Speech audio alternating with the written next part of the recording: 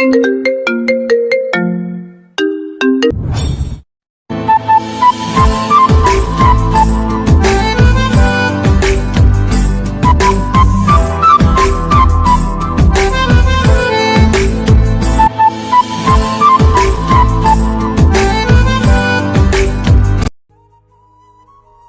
বন্ধুরা, শেখ বাড়ির ছোট ছেলের সাথে কি হয়েছিল পার্ট 2 নিয়ে আসলাম।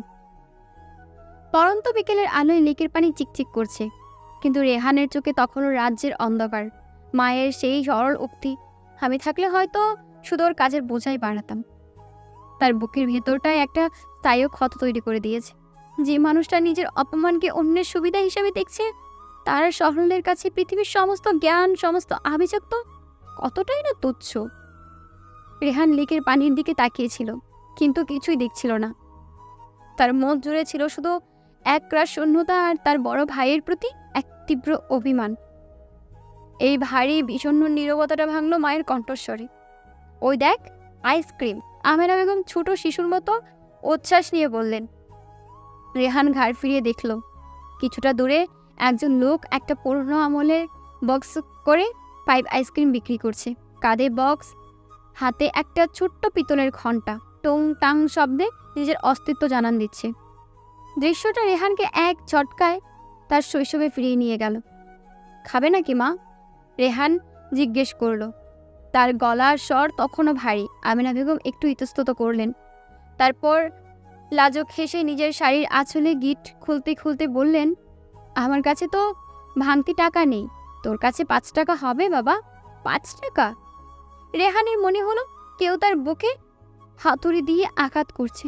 এই সামান্য আবদার, এই সামান্য ইচ্ছে, যে মা নিজের সর্বোচ্চ দিয়ে তাদের 2 ভাইকে বড় করেছে, তিনি আজ ছেলের কাছে 5 টাকা চাইতেও গিয়ে কোনটা শপথ করছেন?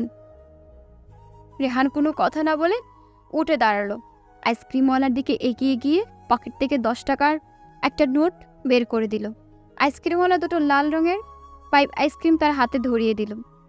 ফিরে এসে একটা আইসক্রিম মায়ের হাতে দিতেই আমেনা বেগমের মুখটা খুশিতে উজ্জ্বল হয়ে উঠল। সেই হাসিটা রেহান খুব চেনা, ঠিক যেন বাবার কথা মনে পড়ে গেল। বাবা যখন বেঁচে ছিলেন, প্রায়ই অফিস থেকে ফেরার সময় মায়ের জন্য এমন আইসক্রিম নিয়ে আসতেন। কখনো ব্যানানা ফ্লেভার, কখনো চকলেট, আবার কখনো এমন এই সাধারণ পাইপ আইসক্রিম। বাবা বলতেন, তোমার মায়ের মুখের এই আইসক্রিম খাওয়ার হাসিটা দেখলে আমার সারা দিনের ক্লান্তি দূর হয়ে যায়। বাবার মৃত্যুর পর সেই হাসিটা প্রায় হারিয়ে গিয়েছিল। রেহান যখন থেকে উপার্জন করতে শুরু করেছে, তখন থেকেই সে বাবার সেই অভ্যাসটা ধরে রাখার চেষ্টা করে। সে প্রায়ই মায়ের জন্য নানান ধরনের আইসক্রিম কিনে এনে ফ্রিজে রেখে দেয়। মা যখন গভীর রাতে বা অসময়ে ফ্রিজ খুলে সেই আইসক্রিম দেখেন, তার মুখে যে তৃপ্তির ছাপ নেমে আসে, সেটাই রেহানের কাছে পৃথিবীর সবচেয়ে বড় পাওয়া।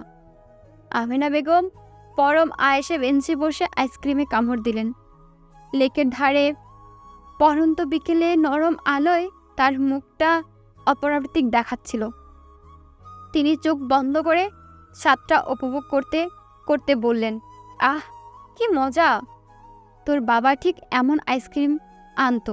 রেহান মায়ের পাশে বসে নিজের আইসক্রিমটা হাতে নিয়ে চুপ করে রইল। তার মনে হলো, এই 5 টাকার আইসক্রিম যে পরিমাণ সুখ আর তৃপ্তি লুকিয়ে আছে, তা হয়তো রুদেলার 1000 টাকার শপিং বা দামি রেস্তোরাঁর খাবারেও নেই। সুখ আসলে কতটাই সহজ, আর আমরা মানুষ তাকে অহেতুক কতটা জটিল করে তুলি। কয়েক মুহূর্ত নীরবতার পরে আমেনা বেগম হঠাৎ করেই বলে উঠলেন, আমি জানি রেহান, তুই আজকে আমাকে কেন এখানে নিয়ে এসেছিস। রেহানের হৃৎপিণ্ডটা যেন এক মুহূর্তের জন্য থেমে গেল। সে চমকে মায়ের দিকে তাকালো। তার হাতে ধরা আইসক্রিমটা গলে পড়েছে, কিন্তু সেদিকে তার কোনো খেয়াল নেই। মা জানে কিভাবে? আমেনা বেগম লেকের শান্ত প্রাণীর দিকে তাকিয়েছিলেন। তার কণ্ঠস্বর ছিল শান্ত, কিন্তু তার প্রতি শব্দে আড়ালে লুকিয়েছিল এক মহাসমুদ্র কষ্ট। তিনি বললেন, আমি জানি রাশেদ চায় না আমি তার শ্বশুর শাশুড়ি কারোর সামনে যাই। রোদেলা মাও লজ্জা পায়, তবে আমি গ্রামের মানুষ, শুদ্ধ করে কথা বলতে পারি না। তার শিক্ষিত বাবা মায়ের সামনে আমাকে পরিচয় করিয়ে দিতে সম্মানহানি হবে। রেহানের গলা শুকিয়ে কাঠ হয়ে গেল। সে যে মিথ্যে দিয়ে মাকে আড়াল করতে চেয়েছিল, সেই মিথ্যেটার কাছে দেয়ালের মতো ভেঙে চুরমার হয়ে গেল। তার মা সবটাই জানে। এই সত্যিটা তার সাজানো মিথ্যের চেয়েও হাজার গুণ বেশি যন্ত্রণাদায়ক। আমেনা বেগম একটা দীর্ঘশ্বাস ফেলে ছেলের দিকে তাকালেন। তার চোখে জল নেই, কিন্তু দৃষ্টিতে যে গভীর বেদনা, তা শত অশ্রুর চেয়েও ভারী। তিনি ম্লান হেসে বললেন, তুই ভাবছিলি আমি কিছু বুঝি না, তাই না? আমি হয়তো অশিক্ষিত, দুনিয়ার প্যাচ বুঝি না, কিন্তু একটা মা তার সন্তানের চোখে ভাষা ঠিকই বুঝতে পারে। বাবা, আজ সকালে রাসেলের ফোন আসায় পর থেকেই তোর মুখটা আমি দেখেছি। তোর বুকের ভেতরে ঝড় বইছে, সেটা বোঝার জন্য শিক্ষিত হওয়ার প্রয়োজন হয় না। তিনি থেমে একটু দম নিলেন, তারপর যেন প্রশ্নটা করলেন। সেই প্রশ্নটা রেহানের অস্তিত্বকে কাঁপিয়ে দিল। আচ্ছা বাবা, আমাকে সত্যি করে বল তো, আমি কি একদমই এই শহরের সাথে বেমানান? আমার চাল চলন, কথাবার্তা কি খুব লজ্জার? শিক্ষিত মানুষদের জ্ঞানের কাছে আমার এই সাদামাটা অস্তিত্বটা কি খুবই নগণ্য? রেহান কি উত্তর দিবে? সে কি বলবে তার মাকে? বলবে যে না মা, তুমি বেমানান নও, এই শহরের কিছু মানুষের মনটাই আসলে ছোট? সে কি বলবে যে তোমার সরলের কাছে ওদের তথাকথিত শিক্ষাটা আসলে একটা বিরাট প্রহসন? কোনো কথাই তার মুখে জুগল না। সে বোবার মতোই বসে রইল। তার মনে হলো সে তার ভাইয়ের করা অপমানের সামান্য অংশীদার, কারণ সে তো সত্যিটা লুকিয়ে রেখেছিল। ঠিক সেই মুহূর্তে যখন রেহান নিজের ভিতরেই এই ভাঙচুরের সাথে লড়ছে, লেকের অন্য প্রান্তে থেকে একটা পরিচিত কণ্ঠস্বর ভেসে আসলো।